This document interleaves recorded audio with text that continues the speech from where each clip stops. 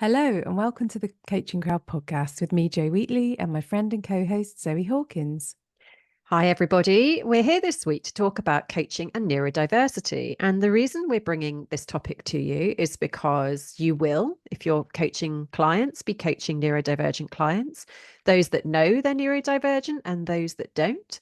You yourself may be neurodivergent, or you may not know that you're neurodivergent. And it's a topic which has been growing in awareness and importance through the coaching industry, and we wanted to hold some space for that today.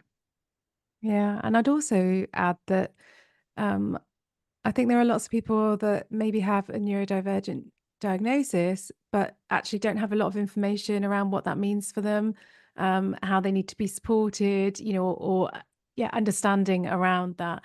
And we have only been learning about various neurodivergent conditions over the last few years. So we've been learning about it because um, our children have are neurodivergent, and so it's something that we are very close to and have been learning about. And Gwen, who is our latest team member, our head of professional development, is neurodivergent as well. And so obviously it's important that we, continue to learn about it to support her, and also with our own clients. That we really, really want to support in the very best way that we can. And we know that all of you that are listening are also passionate about being able to support your clients in the very best way you can. And it can be very difficult to know where to start with this. And so we thought we'd bring the podcast to you on this topic today. Yeah, and I think inherent in coaching is that desire to treat all your clients as individuals. And, that is built into many of the coaching processes and the way that we, certainly for us, we have a pre-coaching questionnaire where we ask all sorts of questions around how the coachee wants us to be in that space. We also have a contracting process where we do a lot of psychological contracting around how can I best support you? How can I support you when you are overwhelmed? Or how can I support you when you're stuck? And there's all sorts of questions that we would explore with clients. And when it comes to coaching neurodivergent clients, there can be some rule breaking from how you may have been taught to coach traditionally. Things like closed questions can be particularly helpful as a small example with neurodivergent clients in different situations. So it's not as simple as just being a great coach. I think Joe and I would like to think that we are great coaches, but we, as you've heard, have been on a journey of educating ourselves. And there are beautiful strengths to celebrate in neurodivergence, and there are needs. And it's really important that we're able to consider both through our coaching. So I think from the journey that we've been on and where we are and how we want to support coaches, we decided to create a new program which is supporting coaches around working with clients who are neurodivergent, or maybe they're wondering if they're neurodivergent. And we've tried to create a program that is really accessible for everybody, to be able to learn more about not only how to support the clients, but also around the ethics, the contracting, what different neurodivergent conditions are. So some information about those, and also information about executive functioning, which is something that goes across the neurodivergent conditions and actually is relevant for everybody to know about. So it's a real blessing that we are learning more about those things through the subject of neurodivergence. Yes. And I think what I would say is in our program, in this space, in the community, in our wider spaces, there is permission to make mistakes. This isn't about needing to be perfect, having to have all the answers. It's about co-creation with your client. And, we've been working with Gwen, and she's a brilliant ally to lots of different populations, but obviously neurodivergence is very close to her heart. And there are times where she will call us out and she will say, "Oh, did you know that that's an ableist term?" And we're like, "Okay, that's great. Thank you for, bringing awareness to that." We will not, none of us will get things right all the time. And when it comes to coaching, as we said before, education is really important. And it's not only about not doing harm, because I think that plays into the fear. Harm can be done in coaching spaces if you are uneducated and you're diving into topics. It can increase the shame cycle that many neurodivergent clients experience already. But it is also about liberation and celebration and enabling clients to really own who they are at a core identity, and to be able to unlock themselves from perhaps the experiences that have ingrained beliefs within them. Now, that sounds like traditional coaching, but done through the lens of neurodivergence, there is real rich content to explore, to be able to understand and do that well. Yeah, there's always that there's the need for the theory, and then there's the need for the practical application. What does that sound like? What does that mean for me as a coach in a situation with a client? And so we want to create experiences on the program. We have created experiences where you'll have the opportunity to do the program as a self-guided option, or you'll have the opportunity to do it as a facilitated option with Gwen, where you've got more spaces to be able to bring those scenarios that are most at the front of your mind, either with clients you're currently working with, or when you're kind of projecting out and thinking about situations that might arise in the future. And the purpose of it is to increase your confidence around working with clients, and also to increase your awareness and to enable you to be a great ally for neurodivergent clients.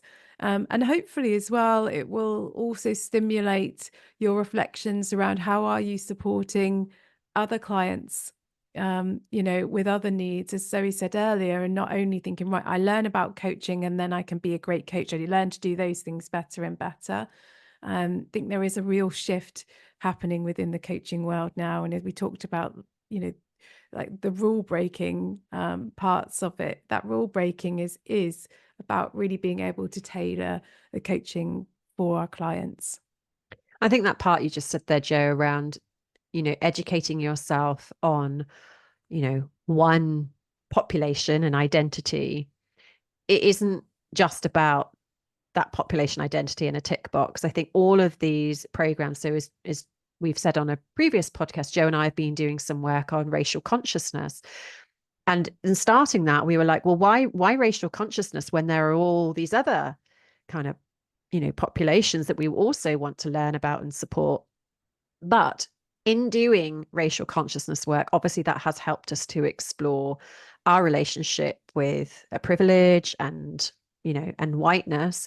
But it has also inspired us to go on and create programs like this. And we have other ideas about inclusion and how we can bring more inclusion into our coaching education programs, because they are not standalone, isolated things. Educating yourself around how to support clients who are unique in different ways will inevitably help you to support all clients, whether they are neurodivergent or not neurodivergent, whether they are black and brown or not black and brown. Like it actually doesn't matter. The education that encourages you to think differently and to be flexible as a coach and a practitioner inspires thinking through lots of connected ways.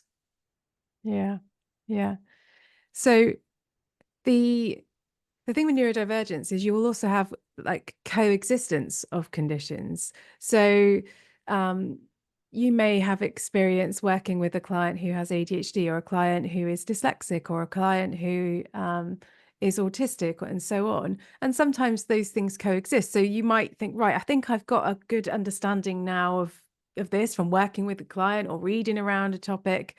And then you'll have a client that presents differently, and they may not know about it. And sometimes I think coaches can panic when clients are very, look, this is me. So as part of the initial conversation, they say, here's a little bit about me, and this is a really important part of me, and I want you to know that. And sometimes I think if you don't have awareness or understanding of it, coaches can think, oh, I don't know, am I going to be the best coach for you or not? What's okay for me to ask and not okay for me to ask right now?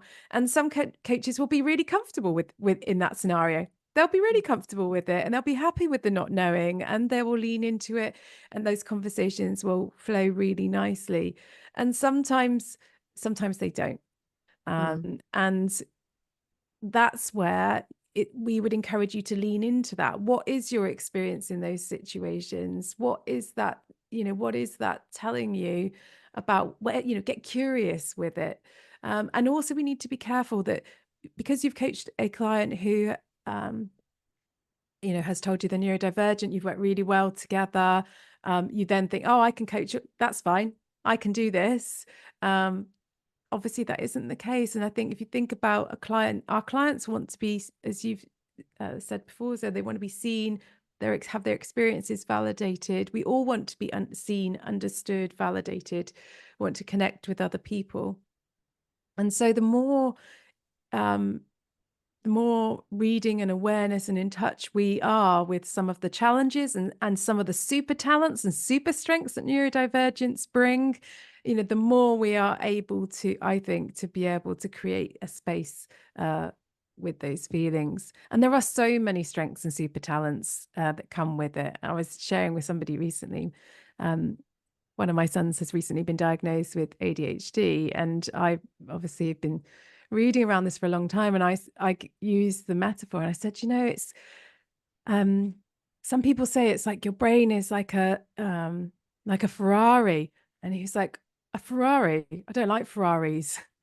Okay, think of what supercars do you like? A McLaren. Okay, your brain's like a McLaren, and his eyes lit up. And I was like, because your brain works super, super fast. He's 10 years old.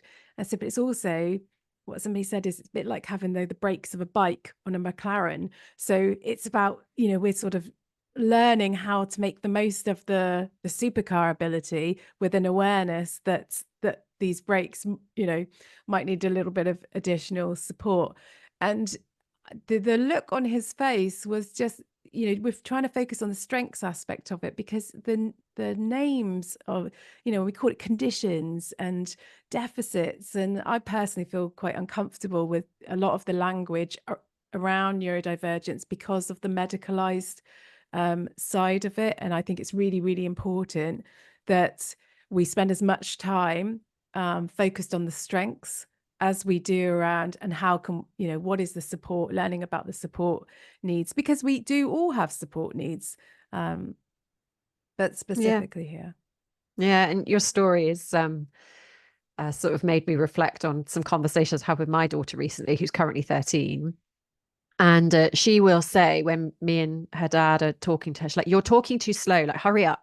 So she's autistic and ADHD. So she has that McLaren brain, but she also has this literal communication, which can be confronting if you don't know about it.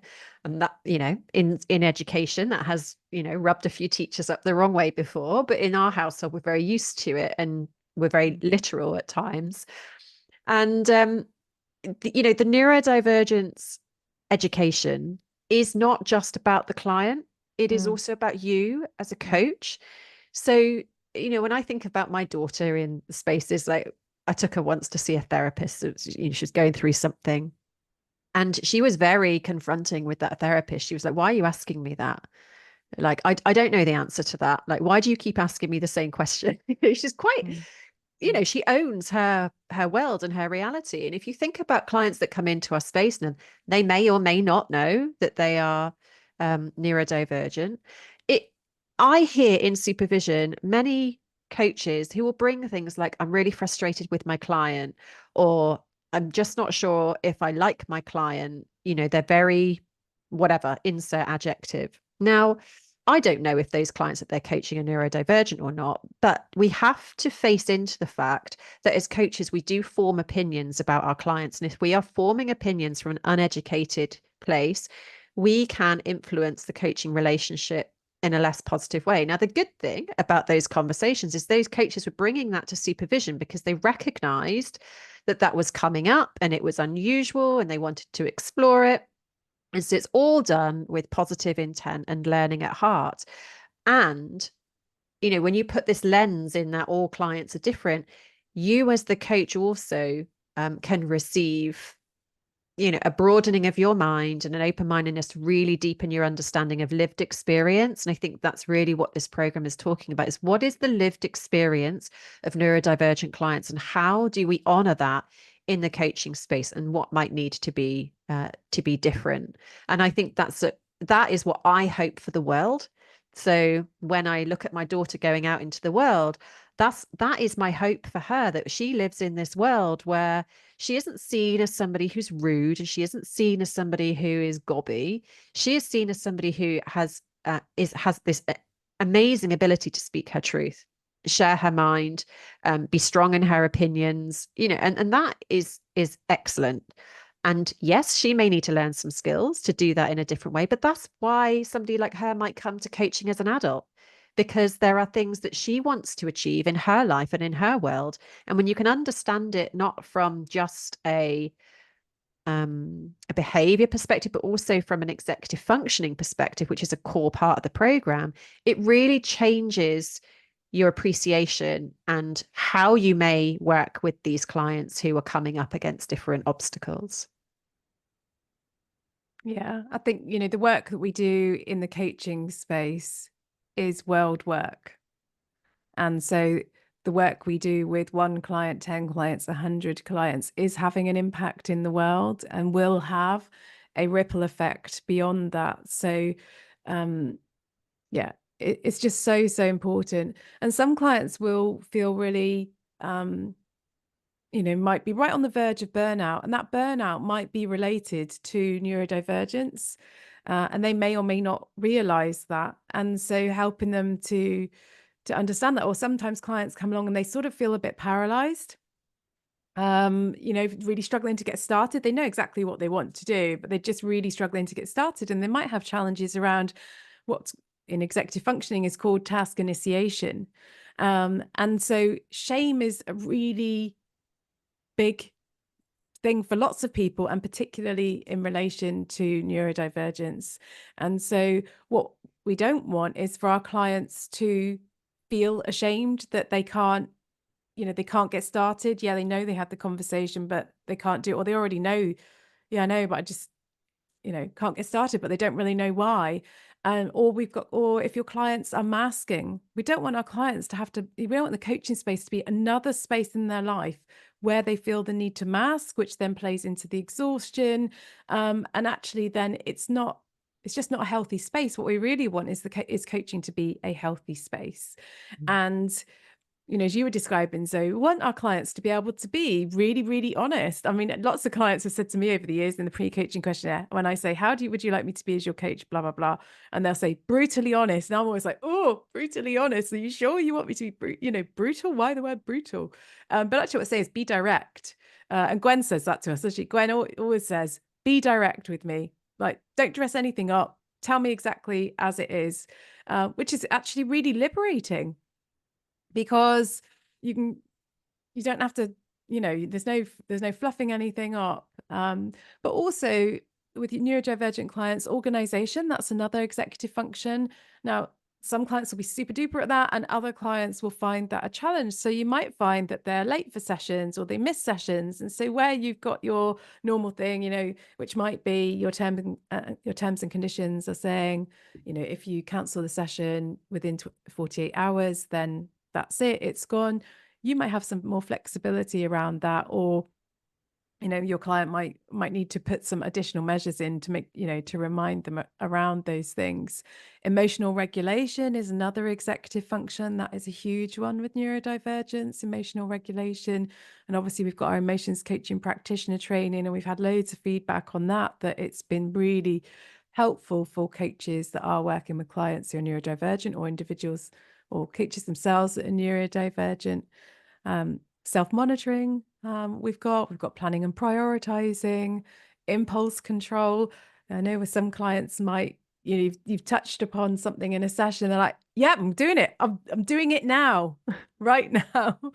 But they might actually be wanting to talk in their coaching practice around their impulse control, that might be sabotaging them in some way, and they want to be able to develop some other supporting strategies around how they are in the workplace or in other areas of their life where that might be becoming a little bit of a challenge.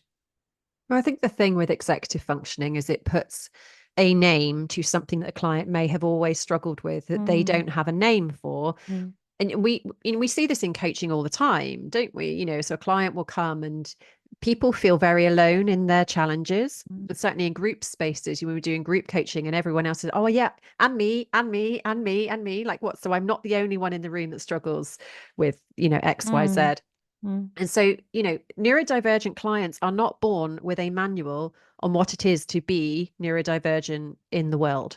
Mm. And I think that is maybe it's not a misunderstanding, but just because you're neurodivergent, it doesn't mean you know what that is in your mind, in your body, in your soul. So coaching can be an education process for these clients as well. And executive functioning isn't just for neurodivergent clients, it's for all clients. It's just that with neurodivergent clients, they tend to either over or under index on these things. So it is a way to really help your clients to understand themselves. And I think as we go through this, one of the things I think that's coming up for me is a client is more than their neurodivergence. So a Mm. client may be autistic and ADHD or dyslexic and have co-occurring conditions and everything, but they are not just their condition, and that word condition is, as you said, Joe, like it's just not a comfortable thing for me either, and for many, many neurodivergent clients. So it is about coaching the whole person, not coaching the condition or coaching a diagnosis. And I think that is really at the heart of this work, which is to receive your clients as whole people, understanding their strengths and understanding their needs, and being a great coach to that client, because they deserve to have a relationship where they can be their whole selves and be able to explore themselves to really liberate who they are and discover um, what is brilliant about them and how they can be in the world in a way that they want to be.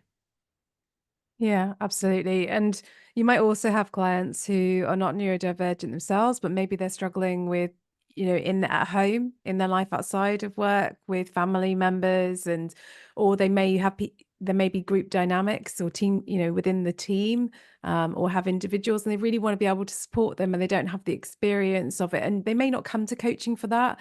But during the coaching conversations, that might come up, or they might not be aware that that might be something that is impacting it.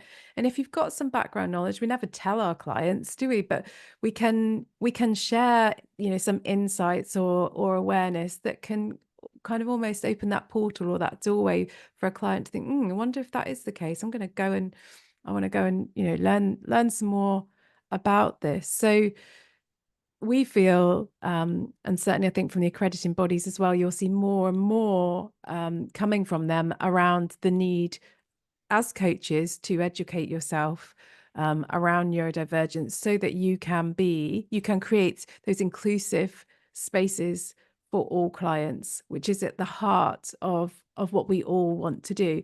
And in many ways, we educate our clients about values. We educate our clients about beliefs. I don't know many clients have ever come to me that have really known about what an empowering belief is or a limiting belief. And so we already do these things with other aspects of our coaching work. So, we encourage you to take a similar approach with this. It's like, learn about it. You're not going to use it with every client, but it is important background knowledge to have, so that we really can, yeah, create inclusive spaces, which is part of what is required being an ethical coach. Mm. And whilst you may not use all of the tools and the techniques, because the program is filled with coaching activities and things that you can do with clients as well, I think this will influence you as a coach with all clients in the way that it opens your mind, and it helps you to just broaden your perspective and consider that inclusion angle, and also look at accessibility for all clients to reach you as a coach. I think there will be benefits to all of your clients in doing this program. That's my hope. I mean, I obviously have a strong desire that it helps neurodivergent populations, but I do believe that a great program like this will benefit you in all aspects of your coaching business. Well, as we've been creating it, that's been our intent around it, and our realization around it again is like, this is great. Actually, I can use, as you said, like, I'm influenced, be influenced by this in the way that you are. And actually coaching, as we know, is as much about who and how you are as what you do with your clients, and what do you infuse those spaces with. So I think the great thing about doing a program rather than, research on your own is I think often coaches want to have the discussions around these topics. They want to feel that they're not on their own because, a lot of the work you do as a coach probably is on your own. And so when you come and do a training program, to have the opportunity to be part of a community and to connect with other people who are like, yeah, this is really important to me too. And I think a lot of people that will come and join us on this program will have a very strong personal story and connection to this work, and that gives me goosebumps and real excitement. It's like, yes, let's create a really strong community of coaches that are out there pioneering the very best coaching with clients. Absolutely. So if you're inspired today to come and explore that program, the program is the Neurodivergent Inclusive Practitioner Program as a facilitated version. And we also have a neurodivergent informed self-guided version, which will give you education around different conditions and the executive functions. So head over to our website, igcompany.co.uk/ND, and that's where you will be able to access all of our course information. And just remember that our facilitated courses will be capped with numbers to ensure that the experience of the people on the program is the very best that it can be. Absolutely. And our first cohort goes live in January. So we have an open doors until the end of, not until the end of December. So we have open doors until the 20th of December, where we'll close those doors and bring our cohorts together. Yeah. And then the program itself will begin in January. So look forward to welcoming you onto the program.